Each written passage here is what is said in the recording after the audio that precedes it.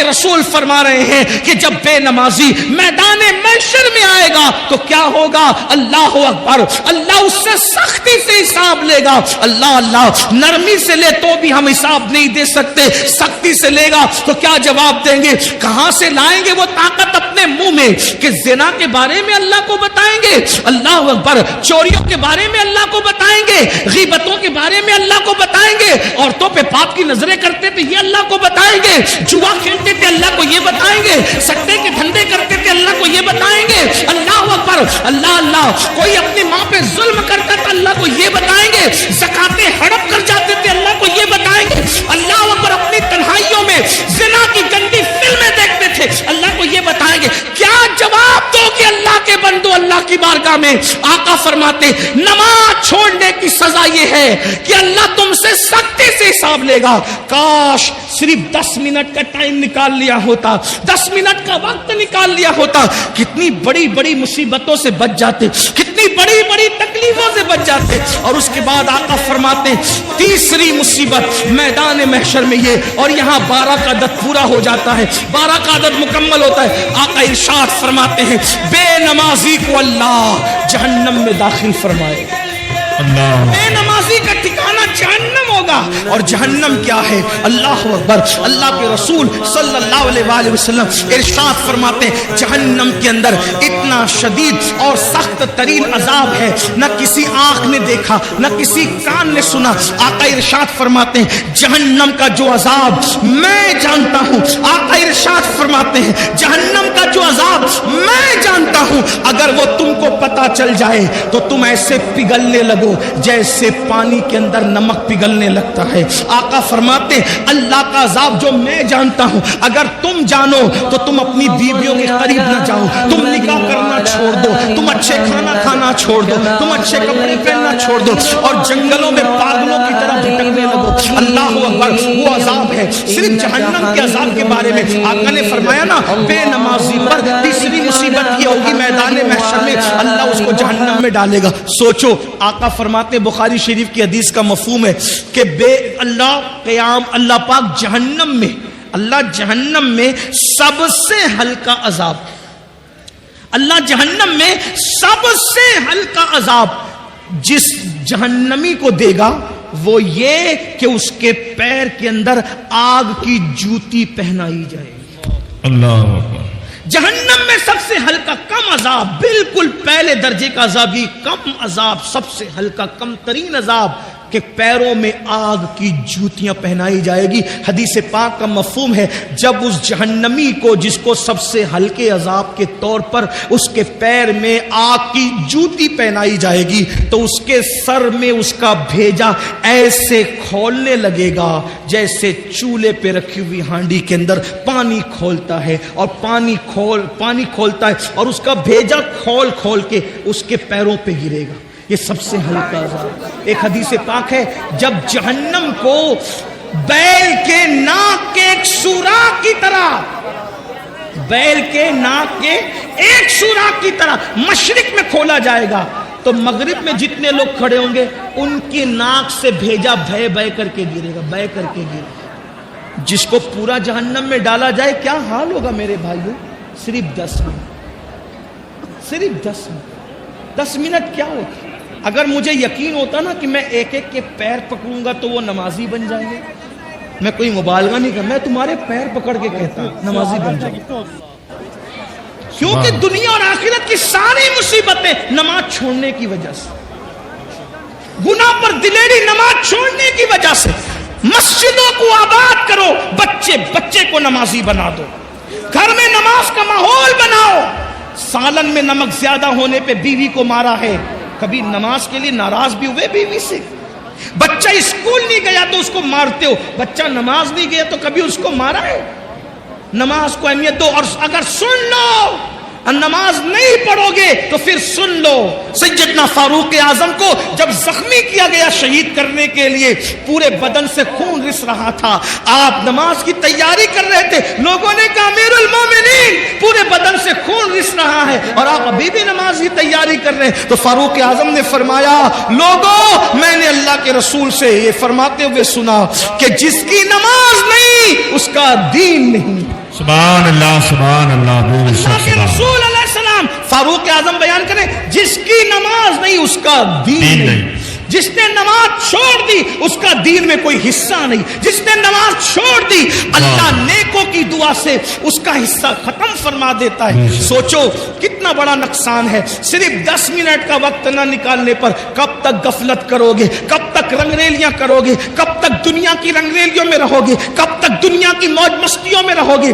آخر موت ہے موت. ایک دن روح کا رشتہ جسم سے ٹوٹ جائے گا, ایک دن روح کا رشتہ جسم سے ختم ہو جائے گا اور یہ وجود بے جان ہو کر ایک دن قبر میں اکیلا پڑا رہے گا. مگر یاد رکھنا میرے بھائیوں کوئی کام نہیں آئے گا, نہ ماں نہ باپ نہ بیوی نہ بچے. عمل کرو عمل. اللہ کے رسول علیہ السلام نے اپنے خاندان کے لوگوں سے کہا تھا اے بنو ہاشم عمل کرنا عمل, اس لیے کہ جس کو نسب نے پیچھے کر دیا جس کو عمل نے پیچھے کر دیا اس کو نسب آگے نہیں کر سکتا. جس کو عمل نے پیچھے کر دیا اس کو نسب آگے نہیں کر سکتا. ایسا نہ ہو کہ لوگ عمل لائیں اور تم صرف نسب لے کر آؤ. اللہ اللہ. بنو ہاشم نے پھر حضور کی بات پر اتنا عمل کیا کہ ہر دور میں سب سے زیادہ اگر بعمل کوئی دیکھا گیا تو نبی کا گھرانہ دیکھا گیا. سیدہ فاطمہ الزہرا کو دیکھو, سیدہ فاطمہ الزہرا کو دیکھو, نبی کی سگی شہزادی ہے. لوگ سوتے ہیں, فاطمہ الزہرا ایک ایک سجدے میں پوری رات گزار دیتی ہے. پھر اس کے بعد آپ دیکھو اما عائشہ صدیقہ رسول اللہ کی پیاری زوجہ ہے. اللہ اللہ جب راتوں کو عبادت کے لیے کھڑی ہوتی تو جہنم کے عذاب کو یاد کر کے اتنا روتی کہ صبح کو آپ کا دوپٹہ ایسے نچوڑا جاتا جیسے دھو کر پانی نچوڑتے ہیں, ویسے اما عائشہ کے آنسو نچوڑے جاتے. اتنا روتی تھی رسول اللہ کی پیاری زوجہ ہے. اس کے بعد امام حسن کو دیکھ لیں, امام حسین کو دیکھ لیں, مولا علی کو دیکھ لیں, غوث پاک کو دیکھیں. پھر 40 سال تک عشاء کے وضو سے فجر پڑھنے والی ذات نبی کے خاندان میں ملے گی. سرکار غوث اعظم 40 سال تک معمول رہا عشاء کے وضو سے اپنے فجر کی نماز پڑھی, پوری رات عبادت کرتے. سرکار غریب نواز 97 سال کی عمر پائی. اول کے 27 سال دن کو بھی کبھی سو لیتے تھے, کبھی رات کو بھی سو لیتے تھے. آخری کے 70 سال نہ دن کو سوئے نہ رات کو سوئے. بابا کتب کہتے ہیں ہم نے غریب نواز کو کبھی سوتے نہیں دیکھا, ہمیشہ عبادت میں دیکھا. یہ وہ لوگ ہیں جن پر مسلمان ناز کرتے, جن پر اہل اسلام ناز کرتے, ان کی عبادتیں یہ اور اپنے اعمال دیکھو.